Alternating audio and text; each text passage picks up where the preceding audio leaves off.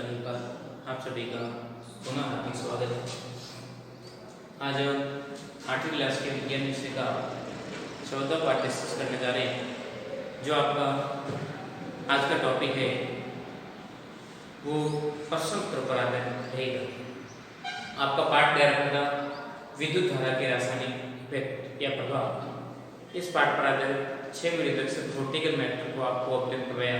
आज पाठ के कुछ पीछे प्रश्नोत्तर दे रखे हैं, उसको भी एक एक को ओपन डिस्कस करते हुए उनको भी डिक्लेयर करते हैं। नॉर्मल सा प्रोसेस है कि विद्युत धारा का बेसिक क्या तात्पर्य, विद्युत धारा कब प्रवाहित होती है, किनमें विद्युत धारा प्रवाहित होती है, किसमें नहीं होती, ठोसों में विद्युत धारा के संचालन का क्या प्रोसेस होता है, तो काफी चीजों को आपको डिस्कस करके बताया जाता है। मैंने आपको पहले बता रखा है कि ठोस पदार्थों में विद्युत धारा प्रवाहित होने के लिए क्या आवश्यक है। ठोस पदार्थ फर्स्ट में लिख सकते धातुओं में विद्युत चालन को प्रभावित करने के लिए विद्युत का सुसंचालन व्यवस्थित रूप से हो सके, उसके लिए क्या उसमें मुक्त इलेक्ट्रॉन की आवश्यकता होती है। इसकी मुक्त इलेक्ट्रॉन आवश्यक है। जबकि द्रव्य पदार्थों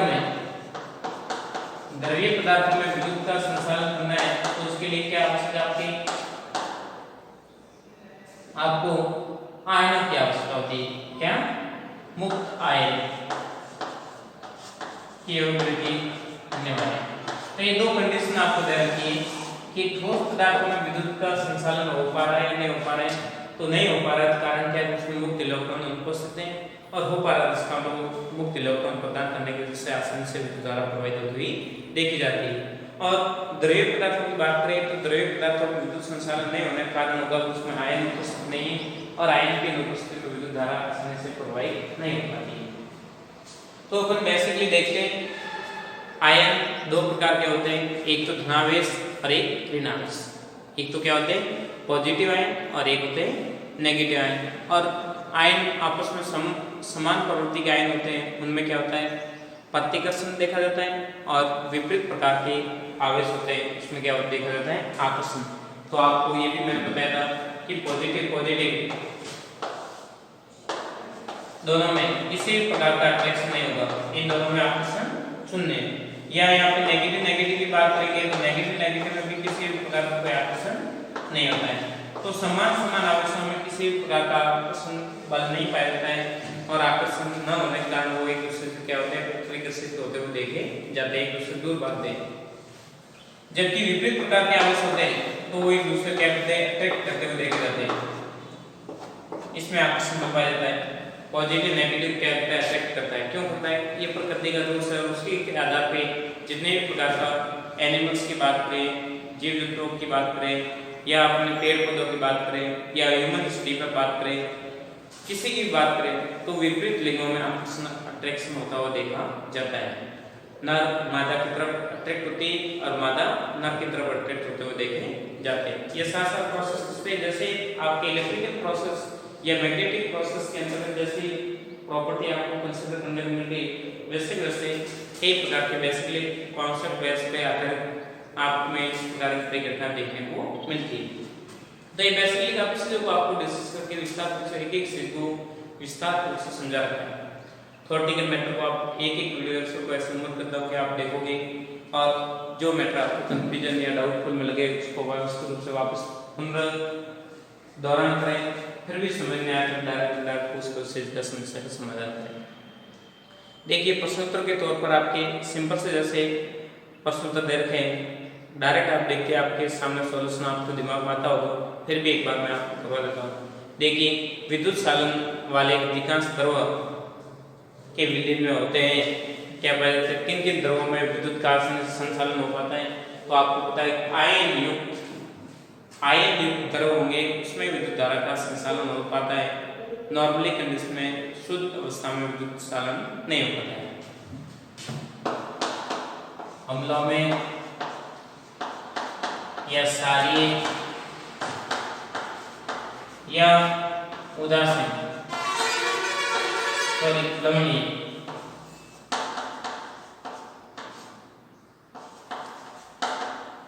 युक्त विलयन में विद्युत का आसानी से संचालन होता है। विद्युत संचालन करने के लिए उसमें मुक्त इलेक्ट्रॉन होना अनिवार्य है। दिमाग बात रही तो अम्ल है, सार है या लवण युक्त जल होगा, उसमें विद्युत धारा आसानी से प्रवाहित होती हुई देखी जाती है। कारण क्या होगा, उनमें मुक्त आयन पाए जाते हैं और मुक्त आयनों की वजह से विद्युत का आसानी से संचालन हो पाता है। सेकंड क्वेश्चन, किसी विलयन में से विद्युत धारा प्रवाहित होना किस प्रभाव पर है? विलयन से विद्युत धारा प्रवाहित होना वो क्या दर्शाता है? आपने 3 इफेक्ट देखे थे, याद है ना? कि आपको याद होगा कि विद्युत धारा के 3 इफेक्ट देखे, कौन कौन से? लगभग आप मैटर रिवाइज किया होगा, आपके दिमाग में बात होगी तो आप बता सकते हैं कौन कौन से इफेक्ट थे भाई। देखिए विद्युत धारा के 3 इफेक्ट याद है ना?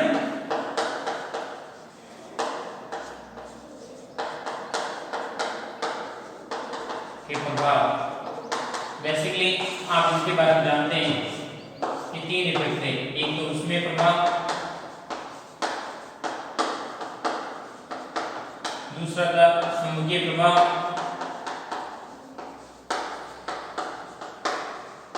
और तीसरा था आपके रासायनिक प्रभाव।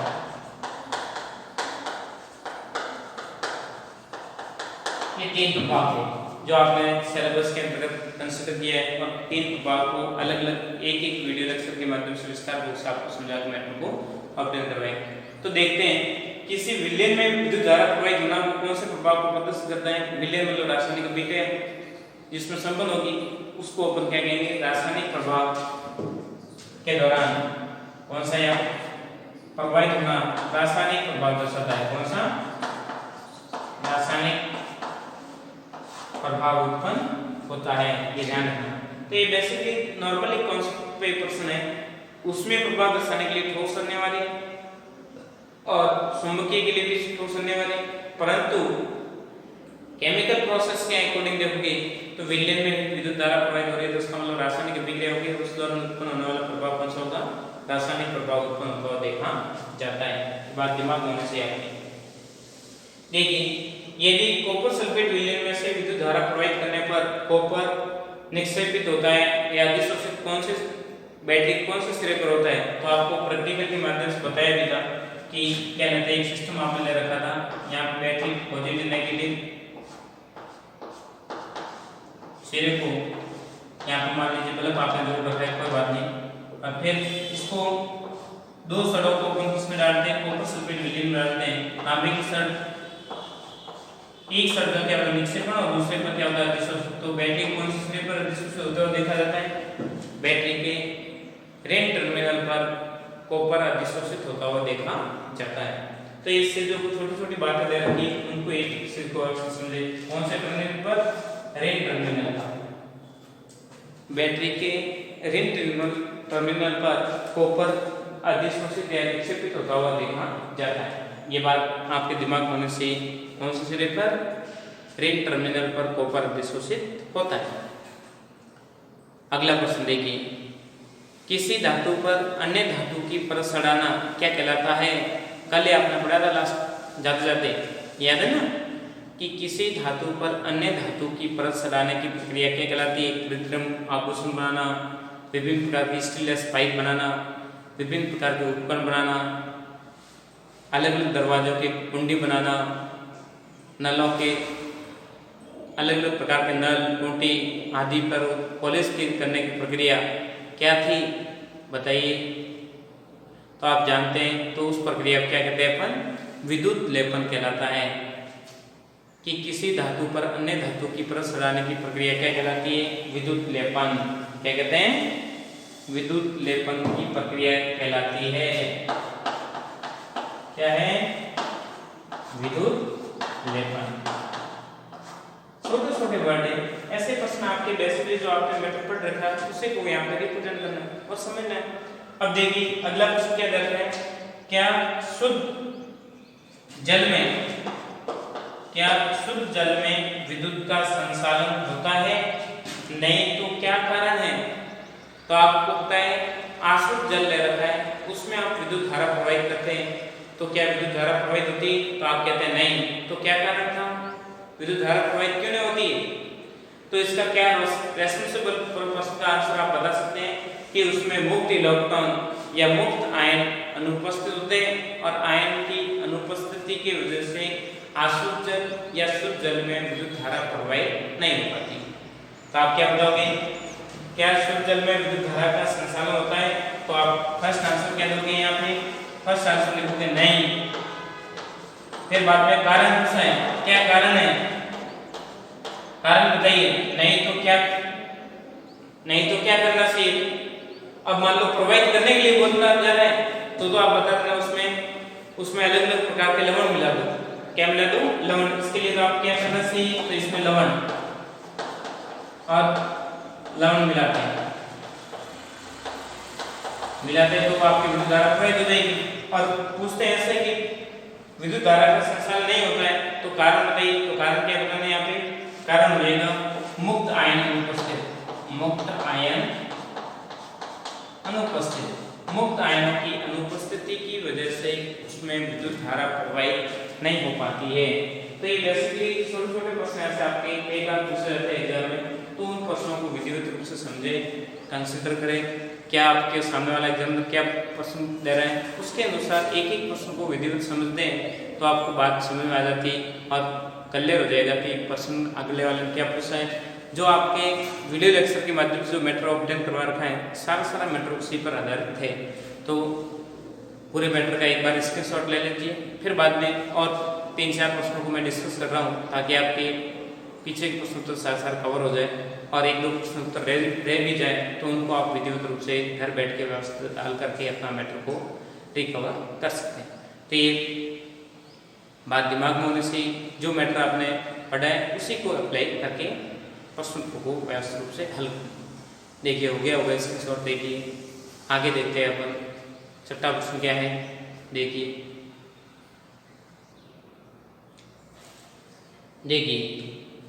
छठा प्रश्न क्या दे रखा है? एक आपने सिस्टम एक परिपथ बना रखा है। ये क्या लगा रखी है आपने? बैटरी। क्या लगा रखी? बैटरी से तारों को जोड़ते हुए कुंजी लगाते हुए ये लगा रखी है आपने कुंजी और आगे बल्ब लगा रखा है। बल्ब नहीं होने के क्या क्या कारण हो सकते हैं? अब मान लो पूरा सिस्टम आपने सेट कर रखा है, अब मान लो बल्ब नहीं होता है तो क्या क्या कारण उसके हो सकते हैं? तो कारण बताना है। आप कभी एक बार आप घर पे जैसे लाइट की सप्लाई कर रहे हो, बल्ब नहीं हो पाता है तो उसके क्या क्या कारण हो सकते हैं? तो आप जनरली जानते भी या तो बल्ब फ्यूजेबल, बल्ब उड़ा हो सकता है, बल्ब खराब होने की संभावना, ये भी कारण हो सकता है। सेकेंड, स्विच ऑन नहीं, स्विच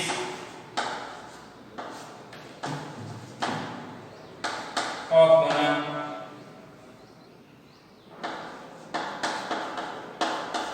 आप देख रहे हैं पूरा सिस्टम आपने सेट कर रखा है परंतु स्विच ऑन करना भूल गए ऑफ है, उसकी वजह से भी बल्ब प्रज्वलित नहीं हो सकता है। तीसरा क्या कारण हो सकता है कि बैटरी डिस्चार्जेबल,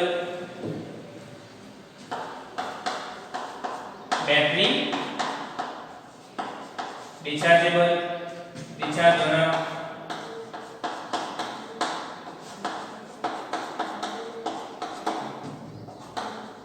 चौथा कारण क्या हो सकता है? जो आपने सिस्टम लगा रखे परिपथ पूर्ण रूप से व्यवस्थित नहीं होना। परिपथ जो आप तार जॉइंट लगा रहे हैं वो जॉइंट आपके लूज हो जाएंगे तो भी आपका बल्ब प्रज्वलित नहीं हो पाता है। तो अपन क्या कह सकते हैं? परिपथ पूर्ण रूप से सेटिस्फाइड नहीं होने की वजह से भी बल्ब प्रज्वलित नहीं हो सकता है। परिपथ अपूर्ण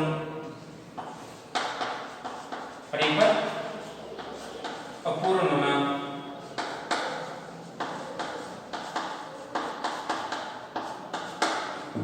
और क्या कारण बता सकते हैं? और भी बहुत सारे, जैसे आप सोच के बता सकते हैं कि तार जो आपने काम में रखे हैं वो तार मान लो खराब भी हो सकते हैं, जले हुए तार होना। तो ऐसे कई प्रकार के सिस्टम होते हैं जिसकी वजह से बल्ब नहीं हो पाते। तो ऐसे कई प्रकार के फैक्टर आप बता के कारण बता सकते हैं कि परिपथ में बल्ब नहीं होना, कोई एक बल्ब उड़ा हुआ ही नहीं हो सकता है। कई प्रकार के डायरेक्ट इनडायरेक्ट फैक्टर इफेक्टेड करते हैं जिसकी वजह से बल्ब खराब होने की संभावना भी हो सकती है, स्विच ऑन भी नहीं हो सकता है। बैटरी डिस्चार्ज भी हो सकती है, परिपथ अपूर्ण भी हो सकते हैं, तार जले हुए हो सकते हैं, कई कारणों की वजह से बल्ब प्रज्वलित नहीं होते हैं। तो कारण आपको प्रसिद्ध कारण ये बता सकते हैं। तेज वर्षा में लाइनमैन बाहर की विद्युत लाइन पर रिपेयरिंग का कार्य करता है, तो क्या उचित है? नहीं, तो कारण बताइए।